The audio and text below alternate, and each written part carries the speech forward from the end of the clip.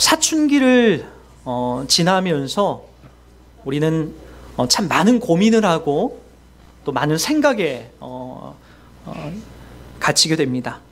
그 대표적인 예가 이성에 대해서 또는 나의 미래에 대해서도 많이 고민하는 시기가 사춘기 시절이지만 더 본질적이고 근본적인 질문이 내 안에 생기게 됩니다. 나는 왜 태어났고, 그리고 어떻게 살아가고 있고, 그리고 어디로 가고 있는가.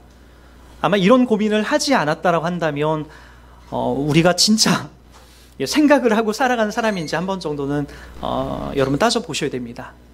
다시 한번요. 나는 왜 태어났고, 왜 살고 있고, 그리고 어디로 가고 있는가. 이번 한 주에 저는 중학교 한 2학년 되는 아이들을 만나서 그들에게 복음을 전하고 또 그들에게 예수님 믿어야 되는 이유를 좀 설명했습니다. 너희들 세상 살아가는 거 괜찮냐, 살만하냐라고 물어봤더니 너무나 힘들다라고 합니다. 그 힘들다라는 것이 위로는 형이 있어서 형이 매일같이 자기를 때리기도 하고, 또 학교에서는 그렇게 잘 인정도 못 받고 그런 삶들 때문에 어렵다라고 해요. 또 부모님도 자기를 깊이 있게 이해해 주거나 사랑해 주는 것 같지 않고 그런 이야기를 담아내더라고요. 그러면서 제가 한 번 더 물어봤습니다. 진짜 그런 게 너희들 힘들지만 그거보다 더 힘든 문제는 없냐? 너희들 왜 살고 있는 거고, 그리고 왜 태어났고, 그리고 지금 어디로 가고 있고, 또 죽으면 너희들에게 어떤 일들이 펼쳐지느냐, 이런 얘기를 했더니 한 학생이 저도 요즘에 그런 고민 때문에 너무나 힘들고 죽을 맛이다라고 얘기를 하더라고요. 아니나 다를까 저도 그 나이 때에 그런 고민을 했거든요. 도대체 나는 왜 태어나고 왜 살고 있는 것일까? 그리고 어디로 가는 것일까? 이것이 풀어지지 않으니까 너무나 힘든 거예요. 형님들한테 또는 부모님한테 이렇게 혼나고 그런 정도의 아픔과 고통이 아니에요. 도대체 나는 왜 태어나서 어디로 가는가? 이게 해결되지 않으니까 너무나 고통스럽고 힘든 거죠. 여러분, 삼성그룹의 창업주 호암 이병철 전 회장이 1987년도에 폐암으로 사망하기 한 달 전에 카톨릭 신학자였던 이 정희채 신부에게 A4 용지 5장을 빼곡히 써서 보낸 질문이 있었어요. 신이 존재한다면 왜 자신을 드러내지 않는가부터 시작해서 지구의 종말은 진짜 오는가 이르기까지 총 24가지의 질문이 그것이었죠. 여러분 한번 잘 생각해 보세요. 고인은 돈이 너무나 많아서 돈병철이라고 하는 그런 별명으로 불렸죠. 그에게는 돈으로 해결하지 못하는 그런 어떤 고뇌가 있었던 거예요. 여러분, 저와 여러분들도 마찬가지입니다. 내가 배운 것으로 또는 내가 가지고 있는 어떤 지위로, 돈으로 해결하지 못하는 부분들이 우리들 가운데 너무나 많아요. 죽음 앞에, 당장 그 죽음 앞에 내가 가까이 이르게 되면 더더욱 이런 것은 명확하게 들어갑니다. 돈이 내 안에 정답이 아니었구나. 내가 많은 사람들을 사귀고 인간관계를 잘 맺어가는 것이 정답이 아니었구나. 그리고 내가 높은 지위에 성공하려고 이렇게 싸워왔던 것이 정답이 아니었구나. 저와 여러분들은 그런 고민과 그런 시간들이 반드시 우리들 가운데 찾아옵니다. 그리고 이런 질문을 하게 되는 거죠. 신은 과연 있는가? 나는 도대체 누구인가? 난 어디로 가는가? 죽으면 어떻게 되는가? 이런 고민들이 우리들 가운데 매일같이 펼쳐지게 되는 겁니다. 여러분, 성경 말씀에도 이런 말씀이 있습니다. 우리 다 같이 한번 누가복음 12장 20절에서 21절까지 한번 읽어보도록 하겠습니다. 제가 이제 컨트롤 할게요. 다 같이 한번 보도록 하겠습니다. 하나님은 이르시되 어리석은 자여 오늘 밤에 내 영혼을 도로 찾으리니 그러면 내 준비한 것이 누구의 것이 되겠느냐 하셨으니 자기를 위하여 재물을 쌓아두고 하나님께 대하여 부여하지 못한 자가 이와 같으리라. 여러분, 하나님이 없이 우리가 갖고 있는 재물, 내 성공과 지위, 그것이 과연 의미가 있을까요? 한 80년 동안은 의미가 있겠죠.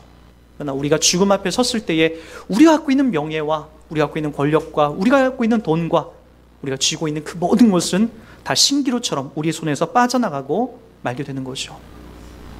그럼 여러분, 어떤 것만 남게 될까요? 오늘 성경이 그것을 계속해서 질문해 가는 겁니다. 여러분, 오늘 이 본문에 등장하는 빌라도가 마지막 한마디를 딱 던집니다. 38절 다 같이 볼까요? 빌라도가 이르되 진리가 무엇이냐 하더라. 이게 저와 여러분, 그리고 고 이병철 회장과, 그리고 제가 며칠 전에 만났던 이 중학교 그 아이들이 생각하고 있는, 그 궁금해하고 있는 내용이 아닐까요? 2000년 전 이 빌라도 역시도 그렇다면 진리가 무엇이냐, 내가 어떻게 살아야 되고 어디로 가야 되고 무엇을 해야 되느냐라고 그가 끊임없이 되뇌이면서 물어볼 때에 예수님께서 하셨던 말씀이 있죠. 예수께서 이르시되 내가 곧 길이요 진리요 생명이니 나로 말미암지 않고는 아버지께로 올 자가 없다라고 얘기합니다. 여러분, 이 내용이 누구와 대화 가운데 나왔냐면은 바로 예수님의 제자였던 도마가 이 질문을 했을 때 나온 이야기예요. 예수님이 요한복음 14장에 보면 이런 말씀을 하십니다. 제가 잠깐만 그 서론 부분을 읽어드릴게요. 너희는 마음에 근심하지 말라. 하나님을 믿으니 또 나를 믿으라. 내 아버지 집에 거할 곳이 많도다. 그렇지 않으면 너희가 일렀으리라. 내가 너희를 위하여 거처를 예비하러 가노니 가서 너희를 위하여 거처를 예비하면 내가 다시 와서 너희를 내게로 영접하여 나 있는 곳에 너희도 있게 하리라. 내가 어디로 가든지 그 길을 너희가 아느니라. 이 얘기를 듣고 아버지 집에 거할 곳이 많도다. 너희는 근심하지 말아라. 이 땅을 살면서 어디로 가는지 어떻게 되는지 내가 왜 태어났는지 근심하지 말아라. 내가 책임진다. 하나님을 믿으니까 나를 믿어라. 이 자신 있게 이렇게 얘기하세요. 근데 도마가 5절에 얘기하는 거예요. 주여, 주께서 어디로 가시는지 우리가 알지 못하거늘 그 길을 어찌 알겠습니까? 주님이 어디로 가는지 우리는 잘 몰라요. 주님이 무엇을 하셨는지 우리는 잘 몰라요. 어디로 가는지 우리는 잘 몰라요. 그렇죠. 이때까지만 해도 도마는 예수님이 우리의 구세주임을, 우리를 정말로 마음에 근심하지 않을 정도로 하나님의 그 넓은 나라로 우리를 인도해 주실 거라는 것을 아직까지 믿지 않고 있었던 거예요. 예수님께서 얘기하시는 거죠. 너희들 걱정하지 마. 그것까지도 걱정하지 마. 내가 곧 길이요 진리요 생명이니 내 안에 있게 되면, 예수 안에 있게 되면 아버지께로 너희들 100% 갈 수 있어 라고 얘기하는 거예요. 여러분, 보통 우리가 이런 질문을 하게 되면, 얘 도마야, 너 네 재산 다 팔고 와라. 야 도마야, 너 전도 한 100명 정도 해와라. 야 도마야, 너 착하게, 무조건 착하게 살아야 된다로 귀결하면 좋을 텐데 그게 아니라는 거예요. 예수께서 이르시되 내가 곧, 예수가 곧 길이고 진리고 생명인데 예수를 통하지 않고는 아무도 아버지께로 올 자가 없다라고 하는 이야기를 담아내고 있다는 거예요. 이게 진리죠. 유일하게 이렇게 진리에 대해서 명확하게 얘기해 주신 분은 역사상 아무도 없습니다. 예수님이 정신병자가 아닌 이상 여러분, 그분이 너무나 분명한 우리의 진리가 되고 그분 안에 거함으로써 그분이 우리를 하나님 나라로 이끌어간다는 것을 우린 명확하게 알 수 있습니다. 그리고 만약에 예수가 정신병자, 그 당시에 뭐 간단하게 사회 변혁가 정도였다고 한다면 지금의 이 복음과 진리는 그 당시에만 미쳐져야 되는데, 여러분, 이 진리가 예수님이 말씀하신 대로 오직 성령이 너희가 임하시면 예루살렘과 온 유대와 사마리아와 땅끝까지 이르러 바로 예수의 이야기가 선포될 것이라는 이야기가 지금 그렇게 유효하여 저와 여러분에 흐르고 있다는 겁니다. 진리는 이렇게 변하지 않고 흘러가고 있습니다. 그리고 우리 모든 인간들이 궁금해하는 이 진리가 과연 무엇인가라는 내용 앞에서 예수님이 명확하게 답을 내려주고 있습니다. 계속해서 이렇게 얘기합니다. 그런데 우리가 이게 궁금할 거예요. 도대체 이것을 그럼 내가 어떻게 믿어야 되는 건가? 내가 어떻게 알아야 되는 건가? 이것이 저와 여러분들이 큰 숙제로 다가오게 될 겁니다. 여러분, 요한복음 1장 13절에 예수님이 이렇게 얘기하십니다. 이제부터는 여러분들이 이 초청의 자리에 한번 잘 들어보셔야 됩니다. 이는 혈통으로나 육정으로나 사람의 뜻으로 나지 아니하고 오직 하나님께로부터 난 자들이니라. 요한복음 1장 13절에 말씀하고 계십니다. 자, 다시 한번 잘 보세요. 이는 혈통으로나 육정으로나 어떤 사람의 뜻으로 나지 않다라는 거예요. 그러니까 여러분, 사람이 여러분 주변에게 주변 사람들 중에 가끔 나는 뭔가 깨달았어, 득도했어, 난 다 알았어, 그러니까 내 얘기를 들어야 돼 라고 하는 것은 다 거짓입니다. 그게 아니에요. 사람의 혈통으로나 육정으로나 사람의 뜻으로 나지 않은 것이 그것이 진리라는 겁니다. 그리고 오직 하나님께로서 난 자들, 이게 거듭난 자들이거든요. 거듭난 거. 요한복음 3장 겟나오 아노덴이라고 하는 거예요. 이 겟나오 아노덴은 우리가 이 땅에서 어머니의 자궁에서 태어나듯이 저 하늘에서 우리가 태어나는 겁니다. 여러분, 자궁에서 우리 어머니 뱃속에서 우리가 태어나는 것이 우리의 힘과 노력의 결과물이 아니다라는 건 우리는 다 알고 있습니다. 내 안에 생명이 생기는 것, 내가 생명을 갖고 이 땅에 태어난 것은 내가 노력한 것이 단 1%도 없습니다. 마찬가지입니다. 더 큰 하나님의 그 자궁 속에서 태어난 우리가 우리의 힘과 노력으로 결과물로 이것이 받아들여진다? 그건 아니에요. 그래서 이렇게 얘기하는 겁니다. 하나님께로부터 난 자들이라는 거예요. 저와 여러분들이 한 것이 없는 하나님께로부터 하나님께서 우리를 밀어서 나게 하신 자들, 그것이 바로 거듭난 자들이고 이것이 바로 혈통이나 욕정이나 사람의 뜻으로 나지 않은 하나님의 은혜로 이 땅에 그렇게 하나님 백성들이 만들어지기 시작하는 거죠. 자, 또 다음 말씀 한번 보도록 할까요? 자, 그래서 요한복음 15장 16절 상반절인 이렇게 얘기합니다. 다 같이 한번 읽어볼까요? 시작. 너희가 나를 택한 것이 아니요 내가 너희를 택하여 세웠나니. 다시 한번요. 너희가 나를 택한 것이 아니요 내가 너희를 택하여 세웠나니 라고 얘기합니다. 네, 너희가 나를 택한 게 아니라는 거예요. 예수님이 하신 말씀이죠. 너희가 택하고 싶어서 믿고 싶어서 날 믿을 수 있었던 것이 아니라 내가 너희를 택했다라는 거예요. 이것이 여러분 우리 기독교가 갖고 있는 말할 수 없는 복이에요. 가끔 예수 믿는 사람들의 이런 표본을 조사해 보면 대부분 성공과 내가 잘 나가고 있을 때 예수를 믿은 사람은 거의 없어요. 대부분 어떤 사람들이 예수를 믿게 되냐면은 절망과 고통 속에 있는 사람들이에요.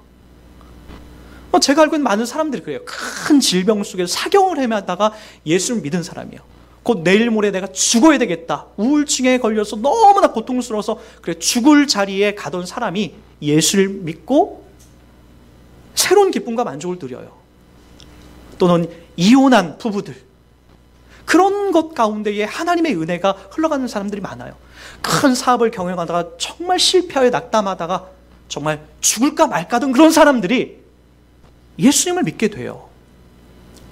그래서 여러분, 가끔가다 우리에게 당하는 이런 고난은 우리 가운데 큰 축복을 포장하고 찾아오는 복음이 됩니다.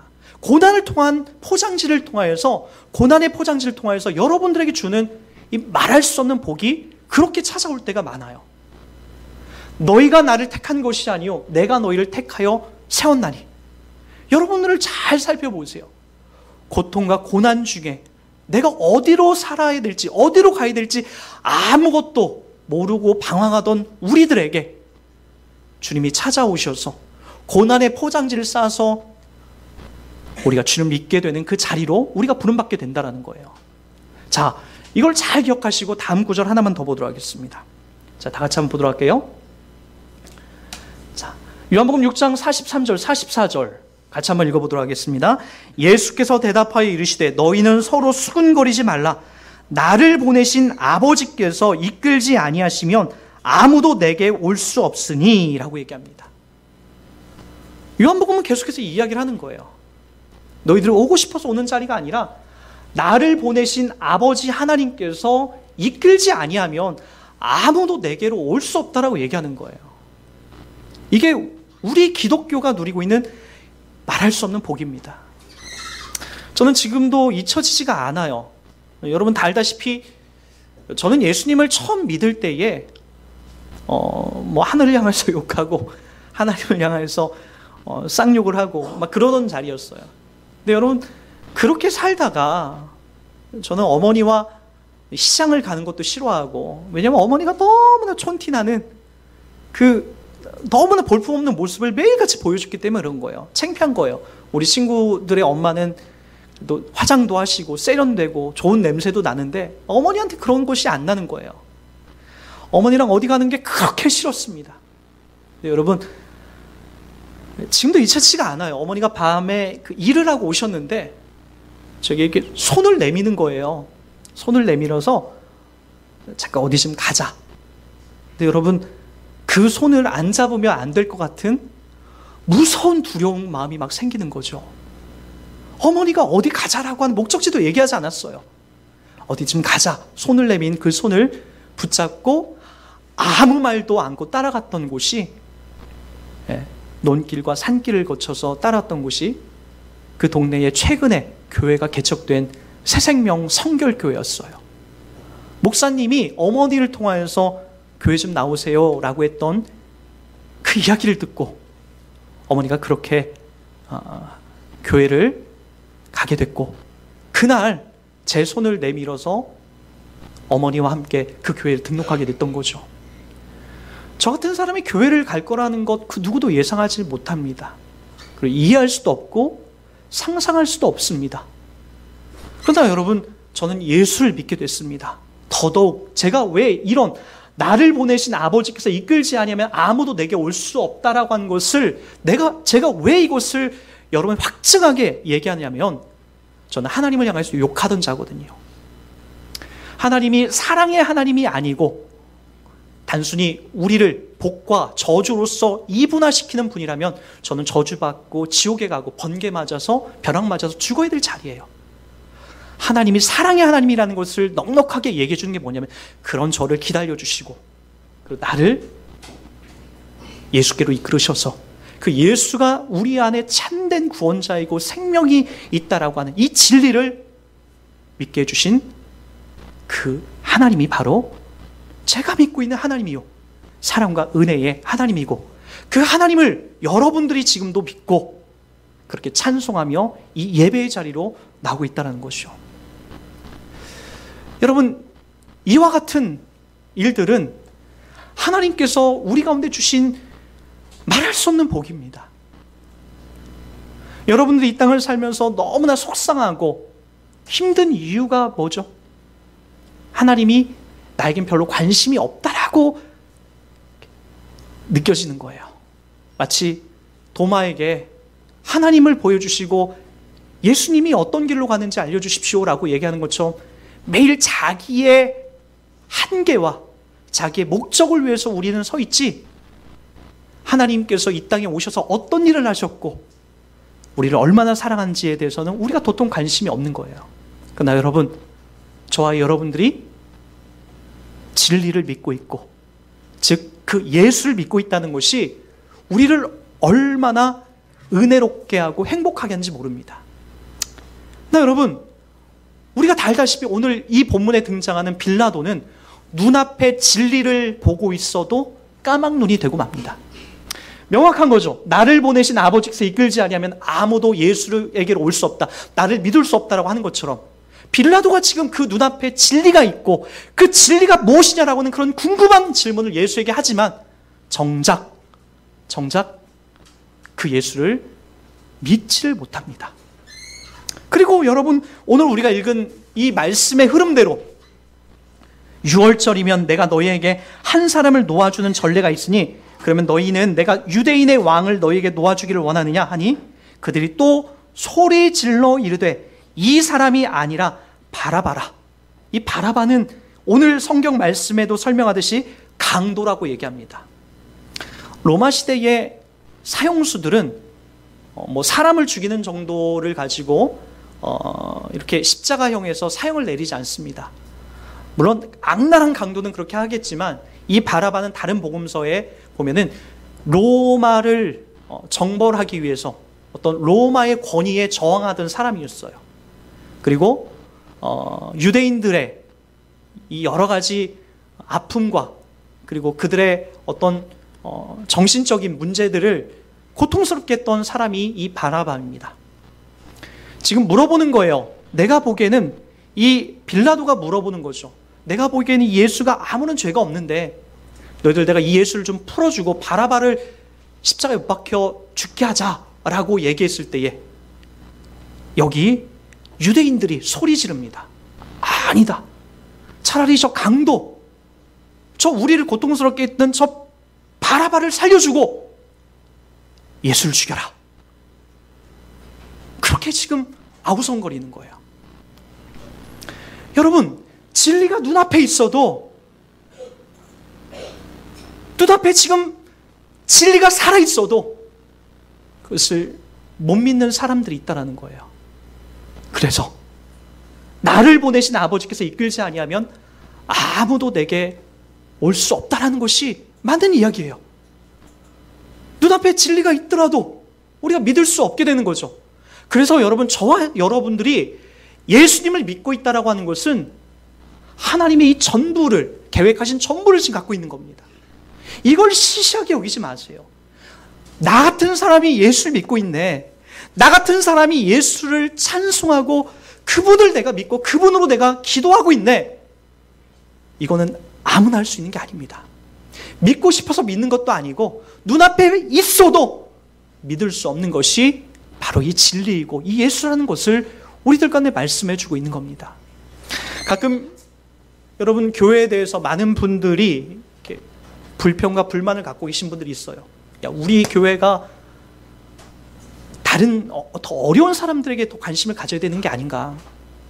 또 우리 교회가 더 이렇게 좀 어떤 찬양 운동이나 또 어떤 기도 운동이나 또 어떤 신유의 역사나 이런 것들을 좀 많이 해야 되지 않나. 물론 다 필요합니다. 사회복지시설을 많이 만들어야 되지 않나. 좀 더 가난하고 어려운 사람들 많이 해야 되잖아. 정신적인 문제를 해결해주는 그런 상담소를 만들어야 되지 않나. 교회가 그런 역할을 해야 되지 않냐라고 많은 분들이 반문할 때가 있습니다. 저는 아니올시다입니다. 교회가 가장 먼저 중요하게, 가장 그 어떤 것보다도 중요한 자리가 어떤 부분이냐면 바로 이 진리 되신 예수를 명확하게 드러난 자리입니다. 그 어떤 것보다도 가장 중요한 것, 사회복지시설이 100개 있어도 이 진리를 담아내는 교회 하나를 이길 수 없게 됩니다. 저와 여러분들이 앞으로도 계속해서 싸워나가야 될 자리는 이 자리입니다. 이 진리가 무엇인가? 그리고 이 교회 가운데서 이 진리 되신 예수가 더 명확하게 드러나는 그런 싸움이 저와 여러분 가운데 풍성하게 드러나는 것, 그것이 바로 저와 여러분들이 믿고 가야 될 가장 중요한 자리가 되고 있는 거죠. 여러분, 우리 주변에도 이와 같이 빌라도와 여기 유대 관원들처럼 예수를 죽여라 라고 외치는 사람들이 너무나 많습니다. 제가 보기엔 빌라도는 참 착한 사람이에요. 착해도 구원을 못 받습니다. 여기 아우성 치는 사람들이 있어도 그렇게 구원받는 자리가 아닙니다. 착하고 힘이 있고 권력이 있어서 구원받는 자리가 아닙니다. 예수님께서 37절에 하나님 나라를 이렇게 설명합니다. 빌라도가 이르되 그러면 네가 왕이냐 왕이 아니냐? 예수께서 대답하시되 내 말과 같이 내가 왕이라. 내가 이를 위하여 태어났으며 이를 위하여 세상에 왔나니 곧 진리에 대하여 증언하려 함이니라. 무릇 진리에 속한 자는 내 음성을 듣는다라고 얘기합니다. 주님이 이 땅에 왜 오셨는지, 왜 죽으셨는지, 그걸 우리는 가장 중요하게 믿게 되는 거죠. 그리고요, 36절에도 예수님이 이렇게 설명합니다. 예수께서 대답하시되 내 나라는 이 세상에 속한 것이 아니니라. 만일 내 나라가 이 세상에 속한 것이었더라면 내 종들이 싸워 나를 유대인들에게 넘겨지지 않게 하였으리라. 이제 내 나라는 여기에 속한 것이 아니라. 즉 무슨 얘기입니까? 너희들이 나를 잡으러 왔을 때 내 종들을 시켜서 너희들을 저항하여 싸워서 이길 수 있다. 그것이 세상의 논리고 세상의 힘인데 내 나라는 그렇게 속한 것이 아니다. 나는 그들에게 붙잡혀서 죽으려고 이 땅에 왔다 라고 하는 것을 이 본문 속에서 이야기하고 있는 거죠. 여러분, 하나님 나라를 산다는 것은 그와 같은 삶을 사는 겁니다. 가끔 여러분 성도들과 말다툼이 있을 때 그를 논리적으로 싸워서 이기는 것이 진리라고 여기시죠. 내가 그 사람을 단점들을 들추고 그 사람들의 악한 것들을 들추어서 내가 더 정의롭고 의롭다는 것을 확인받고 싶어하는 자리가 많죠. 그 자리는 예수가 설명하는 자리가 아닙니다. 예수가 가신 길이 아니에요. 예수가 힘이 없고 권력이 없어서 그렇게 하신 일이 아니라, 그렇게 안 하신 게 아니라 예수는 철저하게 이 십자가의 자리에서 자기를 죽고 자기를 내어주는 하나님 나라의 삶을 살아가게 됩니다. 저와 여러분들이 이 안에서 살고 있다고 한다면 저와 여러분들이 쓰는 언어와 행동과 삶이 이 주님이 기뻐하는 자리에 부합하여 나가야 됩니다. 빌라도처럼 착한 척을 해서도 아니고 여기 예수를 죽여라 라고 힘과 권력에 아우성거리는 그 자리에는 절대 예수가 함께하지 않습니다. 이 진리가 무엇인가? 예수님이 십자가에서 죽어주시고 부활해 주신 그 의미를 깊이 되새기고 기꺼이 힘과 권력으로 내가 누군가를 싸워 밟아서 이기는 그 자리가 아니라 바로 충분히 그러한 힘과 권력과 능력이 있더라도 내가 참고 인내하며 하나님 나라의 더 큰 것을 보고 살아가는 신자의 삶이 가장 영광되고 복된 자리입니다. 저와 여러분들이 그와 같은 삶을, 그와 같은 신앙을 견지하여 이 땅을 살아가는 복된 이 진리 안에 거하는 인생 되길 주의 이름으로 부탁드리겠습니다.